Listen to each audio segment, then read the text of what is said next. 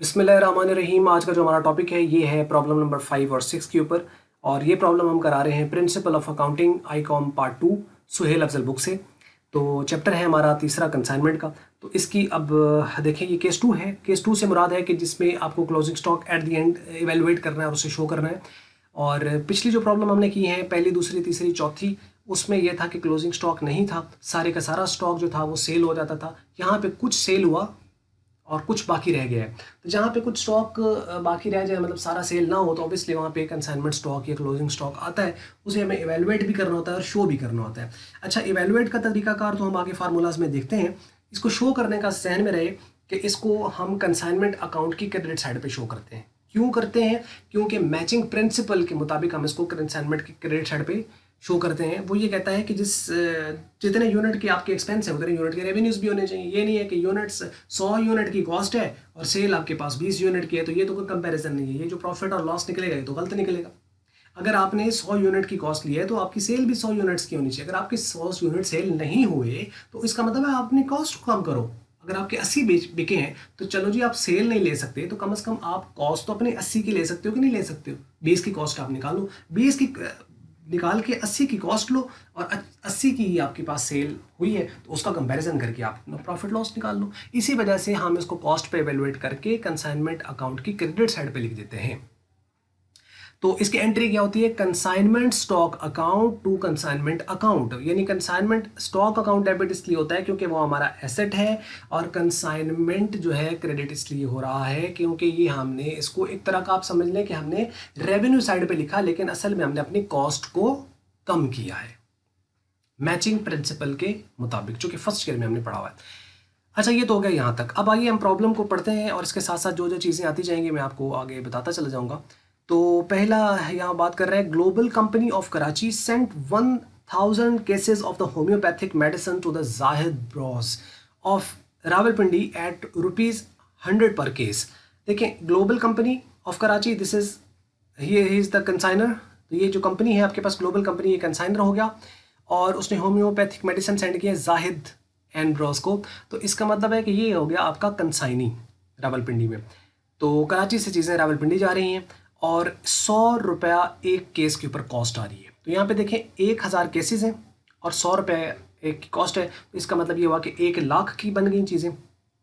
तो जब ये सेंड करता है कंसाइनर, तो आपको पता है एंट्री क्या होती है? Consignment account to good sent on consignment. तो एंट्री पहली पास हो जाएगी, consignment to good sent on consignment account, और ये 1 लाख रुपये आ जाएगा, being good sent to the agent for sale. Expenses on consignment incurred by the consignor, ये कंसाइनर ने एक्सपेंस किए हैं। अमाउंटेड टू ₹3000, जो कि 3000 रुपये के कंसाइनर ने जो है वो खर्चे किए हैं। तो अब कंसाइनर का एक्सपेंस है तो ऑब्वियसली वो आपका कंसाइनमेंट को डेबिट होता है और कैश को वो कम करेगा क्योंकि उसने खुद पे किए हैं। तो एंट्री क्या बनेगी? Consignment account to cash account. Entry आ जाएगी आपके पास यहाँ पर consignment account to cash account और 3000 और बीइंग एक्सपेंसेस पेड। और उसके बाद है जाहिद एंड ब्रॉस जो है in the Rawalpindi were working as del credere agents. ये डेल क्रेडर एजेंट है जाहिद ब्रॉस।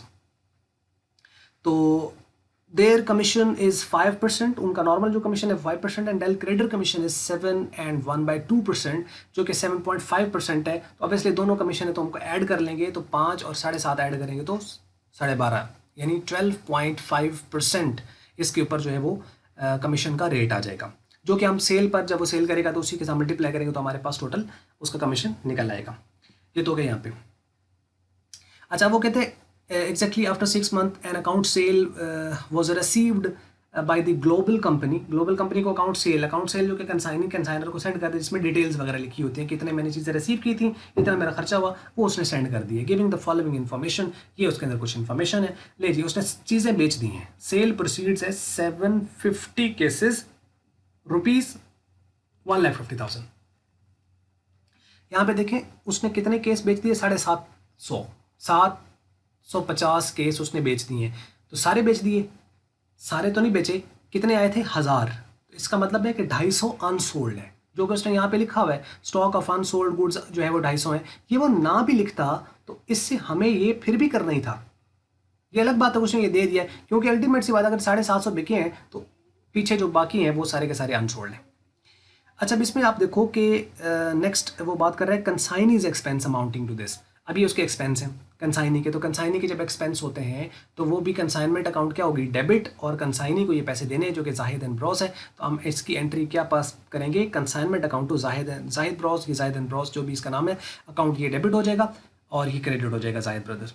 ठीक है, तो इसके बाद नेक्स्ट है उसने जो सेल की हुई है 1.5 लाख की, उस सेल की हम एंट्री पास करेंगे तो कंसाइनमेंट क्रेडिट होता है और ये जाहिद से पैसे लेने हैं, तो एंट्री क्या बन जाएगी, जाहिद अकाउंट यानी Zahid bros account to consignment account 1.5 lakh की, being goods sold by the agent. ये हो गया यहाँ तक। और उसके बाद है नेक्स्ट बैंक, उसका जो है वो अब ऑब्वियसली सेल हुआ है तो सेल के बाद हमें कमीशन को भी कैलकुलेट करना है, तो कमीशन हम कैलकुलेट करेंगे 12.5% 1.5 लाख का, तो वो आपके पास रकम बन जाएगी 18,750। ये आपके पास कंसाइनमेंट डेबिट हो जाएगी और ये पैसे जाहिद को देने हैं, तो ऑब्वियसली ये एंट्री बन जाएगी consignment account to Zahid bros, और ये 18,750 ये रकम आ जाएगी, being commission payable to the agent. ये आ गया यहाँ तक। अच्छा, उसके बाद अब एक ये रह गई जो कि बैंक ड्राफ्ट सेंड की है, और एक इससे पहले हमें क्लोजिंग स्टॉक निकालना है। अच्छा, अब क्लोजिंग, ये 2 एंट्री हमने पास करनी है, एक क्लोजिंग स्टॉक की जो कि कंसाइनमेंट स्टॉक है, और एक आपके पास ये जो उसके रेमिटेंस 1 लाख सेंड कर दिया, तो ठीक है, ये उसने सेंड कर दिया तो ऑब्वियसली उसके पास ये बैंक बैलेंस आया होगा, और जाहिर ब्रदर्स जो है उसको वो क्या कर देगा, क्रेडिट, क्योंकि उस डेटर था, वो डेटर से पैसे मिल गए तो वो क्रेडिट कर देगा। तो ये तो एंट्री आ जाएगी यहाँ पे कि bank account to Zahid bros, ये 1 लाख। अब ये रह गया आखिरी जिसके लिए असल में प्रॉब्लम को हम अंडरस्टैंड करने की कोशिश कर रहे हैं, वो मैंने एंट्री शुरू में बता दी कि consignment account to consignment stock account to consignment account, तो कंसाइनमेंट की क्रेडिट साइड पे शो होता है और ये अब एसेट साइड पे शो होता है जो कि बैलेंस शीट में जाना है। बैलेंस शीट चूंकि हम बना ही नहीं रहे तो लिहाजा ये बैलेंस शीट में तो नहीं आएगा यहाँ पे, लेकिन ये है कि कंसाइनमेंट अकाउंट की क्रेडिट साइड पे कंसाइनमेंट स्टॉक 25,750 का शो होगा। एंट्री में कोई प्रॉब्लम नहीं है, उसी तरह लिख भी ख़त्म भी कर दी। मसला है इस रकम का कि ये 25,750 आए तो आए कहाँ से। अच्छा, अब चलते हैं इसको अंडरस्टैंड करते हैं और उसको अच्छी तरह समझ लीजिएगा। सिंपल सा फार्मूला है, क्लोजिंग स्टॉक का कोई मसला नहीं है। देखिए, पहली चीज़ तो है कि जो क्लोजिंग स्टॉक है वो कंसाइनमेंट अकाउंट की क्रेडिट साइड पर शो होता है, सिंपल इज दैट। और एंट्री क्या है, consignment stock account to consignment account. ये तो क्लियर होगी बात, रकम जो आएगी वो लिख लेंगे, लेकिन अब इसको इवेलुएट करना मकसद है, तो वो भी कोई मुश्किल नहीं है। एक तो ये कमीशन का भी यहाँ पे उसने शो किया हुआ है 1.5 लाख के साथ, उसने मल्टीप्लाई किया तो 18,750। इसका देखें क्लोजिंग स्टॉक जो कि कंसाइनमेंट स्टॉक है, फार्मूला होता है कॉस्ट, टोटल आइटम की कॉस्ट प्लस डायरेक्ट एक्सपेंसेस और डिवाइडेड बाय टोटल यूनिट्स और मल्टीप्लाई अनसोल्ड यूनिट्स। ये है इसका बेसिक फार्मूला। अच्छा, अब इसमें देखिए कॉस्ट मतलब जितने आइटम उसने भेजे थे उसकी टोटल कॉस्ट कितनी थी, वो कितनी कॉस्ट थी इसके अगर आप अंदर देखें तो उसने 1,000 के सेंड किया, 100 का है तो 1 लाख रुपए, तो 1 लाख रुपया बनता है जो उसकी कॉस्ट आती है इसके ऊपर। तो 1 लाख तो आपके पास कॉस्ट आ गई नहीं है। और डायरेक्ट एक्सपेंस जो है इसका मसला होता है ये वाला कि डायरेक्ट एक्सपेंस क्या, कि किन को हम डायरेक्ट एक्सपेंस कहते हैं। तो इसमें अगर आप देखें तो एक है आपको वो लमसम एक्सपेंसेस दे देता है, जैसे कि कंसाइनर के एक्सपेंस उसने दे दिए, कंसाइनी के एक्सपेंस उसने दे दिए। अगर वो कंसाइनर के एक्सपेंस आपको लमसम दे दे, जैसे कहते हैं कि सन्ड्री एक्सपेंसेस, सन्ड्री मतलब टोटल, अगर उसने कंसाइनर के सारे एक्सपेंस उसने दे दिए हैं, इसका मतलब ये हुआ कि वो होंगे डायरेक्ट एक्सपेंस। कंसाइनर के एक्सपेंस डायरेक्ट होते हैं और कंसाइनी के जो एक्सपेंस होते हैं वो इनडायरेक्ट एक्सपेंस होते हैं। जो कंसाइनी के हैं वो इनडायरेक्ट एक्सपेंस होगी और जो कंसाइनर के हैं वो डायरेक्ट एक्सपेंस होंगे। ये बात तो ये यहाँ तक आपने इसको याद रखना है। अच्छा, देखो कि डायरेक्ट एक्सपेंस हम क्यों कहते हैं, क्योंकि ये नॉन रिकरिंग इन नेचर है। डायरेक्ट एक्सपेंस जो होते हैं वो नॉन रिकरिंग इन नेचर होते हैं। नॉन रिकरिंग का मतलब है कि ये एक बार होने हैं, और वो एक्सपेंस जो रास्ते का एक्सपेंस होने हम डायरेक्ट एक्सपेंस कहते हैं। अल्लाह ने बात है, रास्ते से क्या मुराद है कि जब तक गोडाउन तक नहीं पहुंच जाते, और गोडाउन है कंसाइनी के पास, इसके अंदर कंसाइनर के सारे डायरेक्ट होंगे, इसलिए वो कंसाइनर की लिस्ट दे या वो लमसम दे दे। कंसाइनर के कंफर्म डायरेक्ट हैं, लेकिन कंसाइनी के सारे डायरेक्ट नहीं होते, उसके कुछ इनडायरेक्ट हो सकते हैं, बल्कि ज़्यादा इनडायरेक्ट होते हैं, कुछ डायरेक्ट होंगे। कंसाइनी के सिर्फ वो डायरेक्ट होने हैं जो उसके गोदाम तक चीज़ें पहुंचने से पहले खर्चे हुए हैं। जब गोदाम का रेंट आ जाएगा और बाकी मेंटेनेंस और मार्केटिंग और वो आ जाएगा, वो इनडायरेक्ट होंगे, उसके री करेंगे। ठीक है, तो नॉन रिकरिंग एक्सपेंसेस डायरेक्ट होते हैं। अब यहाँ पे इस प्रॉब्लम में बड़ा आसान है कि उसने कंसाइनर के एक्सपेंस और कंसाइनी के बताए हुए, तो लिहाजा कंसाइनर के एक्सपेंस डायरेक्ट है।